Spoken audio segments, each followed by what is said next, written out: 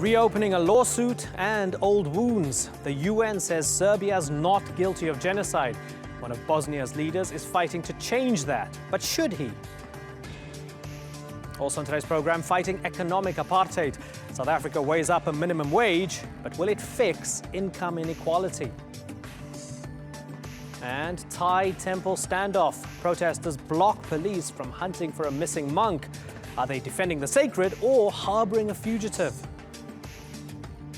I'm Imran Garda, and this is the Newsmakers.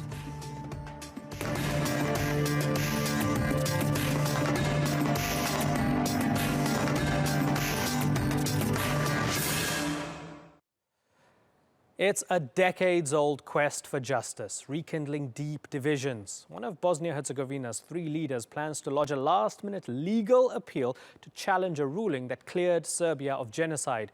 Bosnian Serb forces killed thousands of Bosniak Muslim men and boys in Srebrenica during the Bosnian War.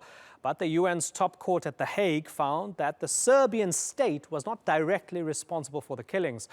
It set a 10-year deadline to appeal. That time is up on Sunday. Well, the man behind the appeal has no support from Bosnia's other two leaders, one of whom called the decision an act of hatred and promised to retaliate. The Serbian Prime Minister says it's dealt a blow to reconciliation and has set relations back decades.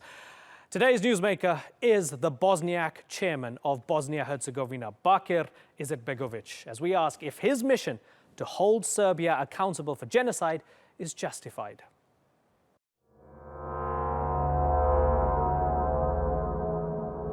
It was the worst mass killing in Europe since World War II, and the bloodiest episode in Bosnia's war.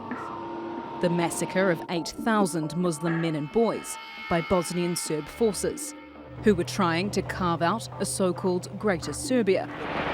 Forces that had the backing of the Serbian government. In 2007, the United Nations found that while Serbia didn't do anything to prevent the genocide, it wasn't directly responsible.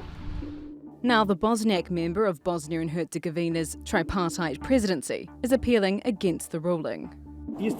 Everyone needs the truth, even those who oppose it. A truth that will be written by experienced and impartial international judges. The appeal comes just ahead of a 10-year deadline to challenge the ruling. In the original case, launched in 1993, Sarajevo accused Belgrade of masterminding a genocide through widespread ethnic cleansing. Belgrade gave military and political support to the president of the self-proclaimed Republika Srpska, Radovan Karadzic. His forces were given a mandate to kill or expel all non-Serbs. 100,000 people were killed in 3 years of war. This lawsuit had to be filed again, not only because of us, but because of our children. This is very important for Bosniaks, Serbs and Croats, and for all honest and good people.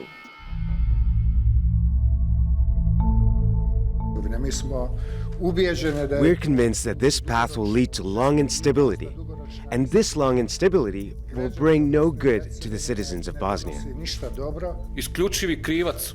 Izetbegovic will be solely responsible for the crisis that will arise. A strong message about the political fallout this appeal may bring. Both Bosnian Serb and Croat members of the three-pronged presidency have opposed it, saying it's unconstitutional and will lead to instability in a country still deeply divided along ethnic lines and struggling with a stagnant economy. Serbia has also warned the appeal could destabilise the region, its foreign minister saying it is politically dangerous and detrimental. Renouncing this revision for political reasons, renouncing the attempt to achieve justice and truth, bargaining with human suffering and genocide for political stability would be a catastrophic blow to the dignity of the victims. Is this appeal against the UN's ruling necessary to help heal wounds and give final answers? Or will it push Bosnia's fragile political structure to breaking point? Yvette McCullough, The Newsmakers. Well, joining us now is our TRT World correspondent, Soraya Leni, who has covered the Balkans extensively and is actually on her way now to cover this particular story. Soraya, you've covered this extensively and you're following this closely. Tell me why this means so much to so many Bosniaks that the UN ruling 10 years ago was not good enough for them?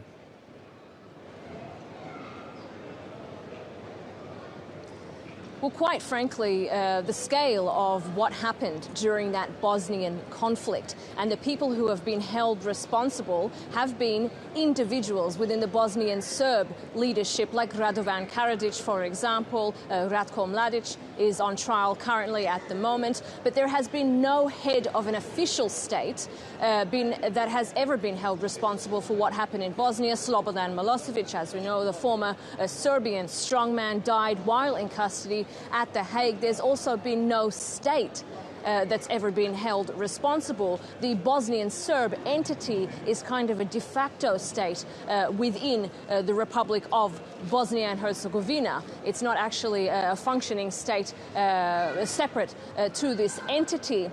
Now, we know that regarding what's happened with the trial of Ratko Mladic, for example, new evidence has been presented in terms of the directives that he received, and also that Karadzic may have received from Belgrade. This is why one of the reasons, approaching this 10-year deadline for the appeal, the state of Bosnia has basically decided to go forward and appeal this. They think they have new evidence, compelling evidence, that might change the court's mind. And this is fascinating, because even if there were directives from Belgrade itself, that Belgrade was a very different Belgrade to the Belgrade today. And this is what the Serbians are saying. They're saying, we are Serbia, a country in the year 2017, which is very different to the former Yugoslavia, which was tearing apart. So you can't hold us responsible. Tell me how strong their argument is.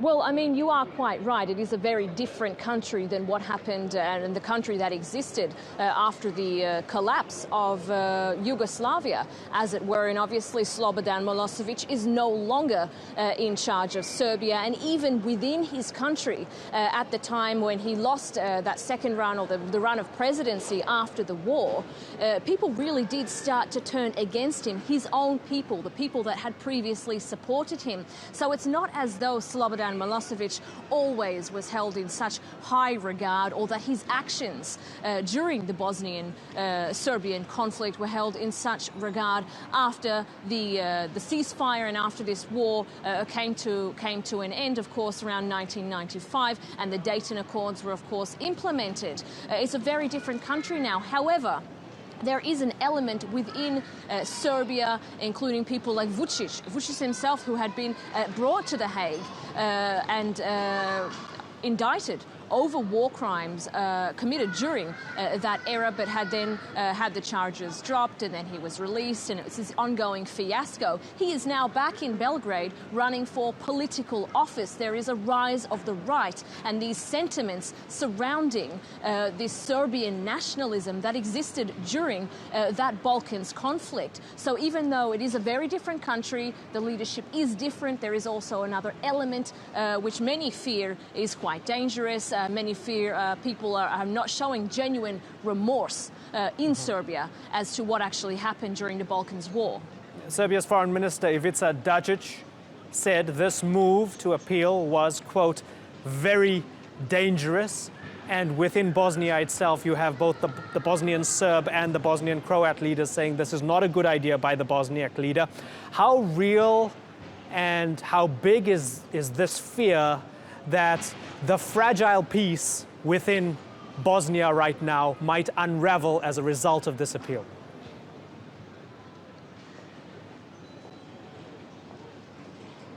If you speak to people throughout the Balkans, there is obviously a concern that this is not heading in any kind of good direction in terms of stability. However, people are very, very war-weary. What they went through, the former Yugoslavia and the many entities it now obviously makes up, they went through some horrific, horrific times.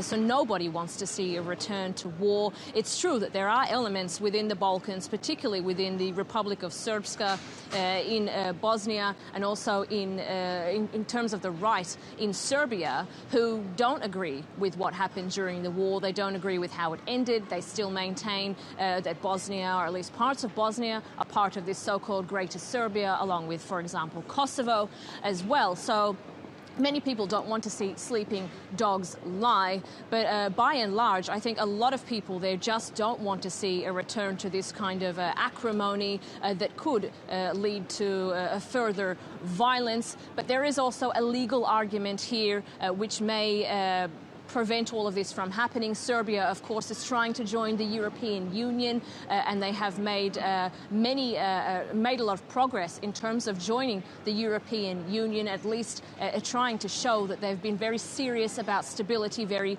serious about getting along with their former enemies in Bosnia as well. So this one thing, the European card, might actually be the savior, I suppose, of stability this time around. Looking at some of the statements of the Bosniak president of Bosnia-Herzegovina, Bakir Izetbegovic, he said, quote, "To trade with human suffering and genocide for the sake of political stability would cause a disastrous damage to the dignity of the victims."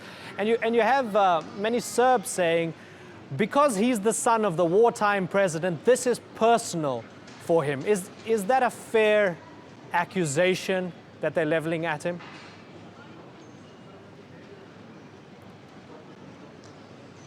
I think when it comes to the Balkans and speaking to people, I think it's personal for everybody, quite frankly. I don't think there's anyone who hasn't been affected, particularly in Bosnia, and that goes for the Bosniak president himself. Certainly, I would say it's personal, but then, of course, beyond that, he is the leader of the Bosnian Muslims, and it is, I suppose, what many people want to see. They want to see an appeal in this case. They want to see Serbia held responsible or taken to task in some capacity for what happened during the war. And as the president's pointing out, I mean, he's doing what he thinks is right and what his people are asking of him.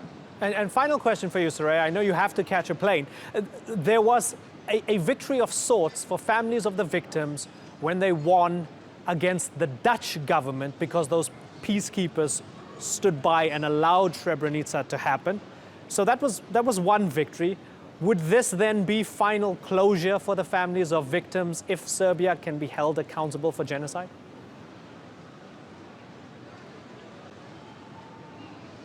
Well, it's a very challenging and a very tough question, and it's a question I've posed to the survivors of genocide in Bosnia, including the Srebrenica massacre, people who had lost everything. They lost their husbands, their children, and have basically been left alone. And they say even though they welcome justice, they want to see people tried and convicted, the state of Serbia as well. They say there's absolutely no court sentence or any outcome that could happen in a court that's ever going to really bring them justice. They say around 25 years ago, they were sentenced to a life of misery, to a life without their loved ones, and there's no court case and no verdict, quite frankly, that could ever match the scale of the crimes that were committed. Soraya Lenny, thanks so much for that.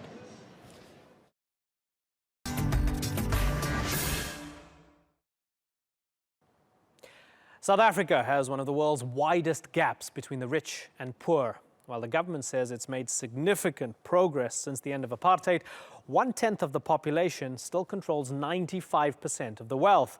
On Wednesday, Finance Minister Pravin Gordhan introduced a series of new measures aimed at alleviating poverty, including a new tax on South African millionaires. And the government plans to redistribute some of that wealth through a proposed minimum wage. Some say it's a political maneuver by the ruling ANC to revive its dwindling support. But will it finally reduce inequality? Shoaib Hassan reports.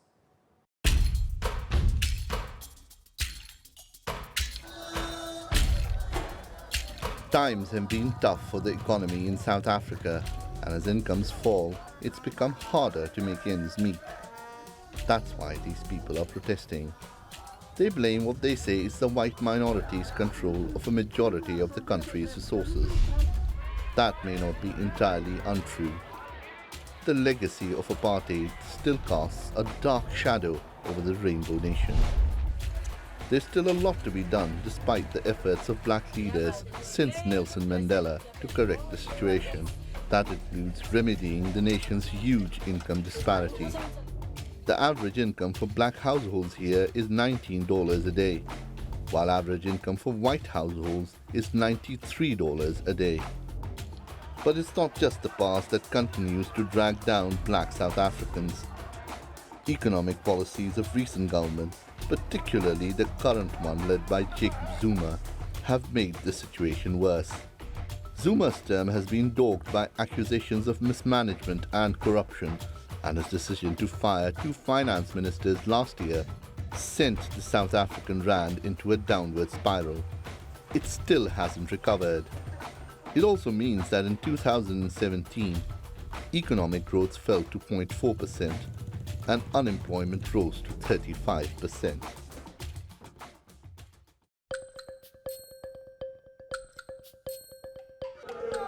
The economic situation has frustrated lower-income South Africans. Many sent a clear message by recently voting out ANC candidates for the first time since the fall of apartheid. That's had a sobering effect on the government. Soon after, it came up with a proposal for a minimum wage. It's now announced a 45% flat tax on those with incomes above $116,000 per annum. Analysts have said that the latest decisions are a start towards economic recovery for the country, but they also say much more needs to be done. By and large, it was it is a very good budget. Of course, it has some shortcomings because part of the problem, of course, is not so much how much money we allocate, but how actually that money is spent. Others say it's not been enough, and that the government's legislation fails to end what they say is their continuing economic apartheid. Shoaib Hassan, The Newsmakers. Well, to discuss this, I'm joined now by Ian Ollis in Cape Town. He's the shadow Labour Minister from the Democratic Alliance Party in South Africa. That's the opposition. Ian, this minimum wage proposal, 3,500 rand it works out to. Is it a good enough amount of money? Will it work? Hi, the minimum wage that's been proposed in South Africa has been put together by a panel at our bargaining group called NEDLAC. As the Democratic Alliance, we feel that what is problematic about this particular proposal is not the amount, but the fact that government intends having a one-size-fits-all universal national minimum wage. We don't really feel that that is the right approach for South Africa right now, because some of our sectors are vastly different from other sectors, and you're going to find that it's going to result in job losses. In fact, the Deputy President conceded in December in Parliament that there are definitely going to be job losses when the national minimum wage is implemented. So we are proposing an alternative to that, which is to have sectoralized minimum wages instead of a one-size-fits-all national minimum wage. And what that will do is give the opportunity to have a minimum wage set for different industries or different sectors of the economy at different levels, which will then, in our view, reduce the impact and the possibility for job losses in the economy when this is introduced. Allow me to understand this, Ian, because one of the criticisms of this plan is that South Africa doesn't have the capacity, it doesn't have the bureaucracy to monitor compliance, it just doesn't have the capability to sort of see if this will work and to follow it through. So isn't that going to be made even worse and even more difficult if you go sector by sector and you have different minimum wages for different sectors? How on earth is the country going to govern and monitor this approach? Well, currently we have some sectoral minimum wages. There are about 14 or 15 sectors that are not currently covered, but we already have a sectoralized approach for other sectors across the economy, and it is working right now, and people have the opportunity to go and complain to the Department of Labour or the Commission for Conciliation, Mediation and Arbitration if they are not being paid those minimum wages. Simply reducing the complexity is not going to mean more inspections in the workplace. If we are not able to police the current system, we are not going to be able to police the new system, whether it is a one-size-fits-all national minimum wage or whether it is sectoralized. A lot of people in the country, up to 42%, according to some statistics, earn less than 3,000 rand a month. So that's much less than this current minimum wage proposal. Many people pay their maids and gardeners and others half of that amount. And I was looking also at accommodation rentals, shared student accommodation, 3,500 Rand a month. So that's that proposed minimum wage, right? That's for one bed and a shared bathroom. Would you agree with the ANC that there is a problem? 23 years on from democracy, there's a massive problem with inequality and there's a massive problem with wages in the country. Something needs to be done immediately because too many people are getting paid peanuts. Of course, there is a massive problem with the economy. If you look at our neighbors in Southern Africa, you will see that the wages paid in Mozambique, in Zimbabwe, in Botswana, in Namibia, Angola, and so on are much, much, much lower than the wages paid in South Africa. And for that reason, we have large numbers of undocumented persons and illegal immigrants crossing into South Africa. So undoubtedly, in the southern half of Africa, there is a massive wage problem. But you're not going to fix that problem by implementing another national minimum wage. You're going to merely move sectors to a universal approach. That is not going to solve the problem. The problem is that South Africa has got 9 million, let me repeat that, 9 million unemployed people, and the economy is growing at 0.4%. Under those circumstances, it doesn't really matter at what level you set the national minimum wage. You are going to see many people remain unemployed and not a lot of new jobs created. The real problem in the economy is that it is not growing, and it is not growing because the ANC government's economic policy is not working. We need to invest in infrastructure, we need to fix the education system and the skills development system. A minimum wage is a band-aid on a sinking Titanic. That band-aid is not going to fix it. Ian, is South Africa still existing in a form of economic apartheid? I think we certainly have a situation in South Africa where there are many, many poor black South Africans that are unemployed and many, many living at the margins of employment. That is certainly started by the legacy of apartheid from the past. The problem that I currently have is that the current government, the ANC, has been in power since 1994. That's 22 or 23 years. And the impact that they've had on many of those people, like the 9 million unemployed, has been almost nothing. They've not helped those 9 million people to find jobs, to get involved in the economy, to be able to provide for their families. That is a significant problem. So we've got this legacy of apartheid from the former government.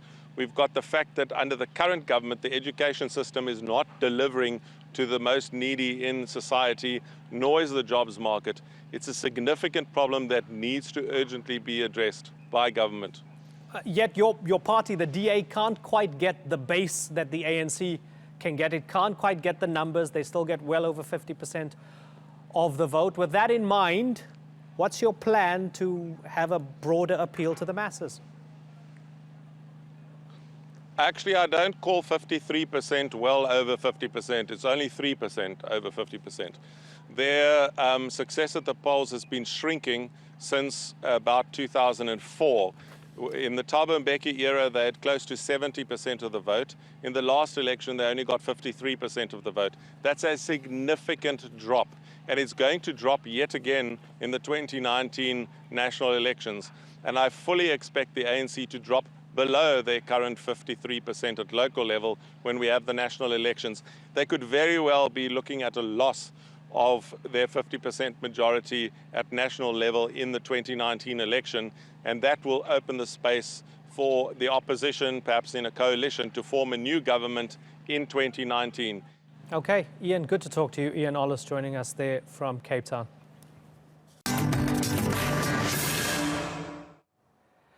An unusual scene in today's Picture This. Buddhist monks and police physically confront each other. One group is governed by the principles of a non-violent religion, and the other is trained and deployed to control riots and maintain public order. So why are they fighting? Let's take a look.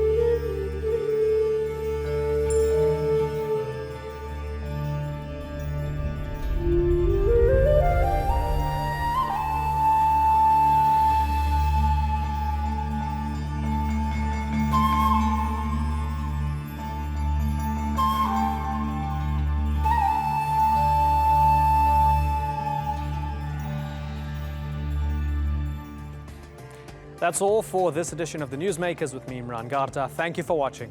Bye-bye.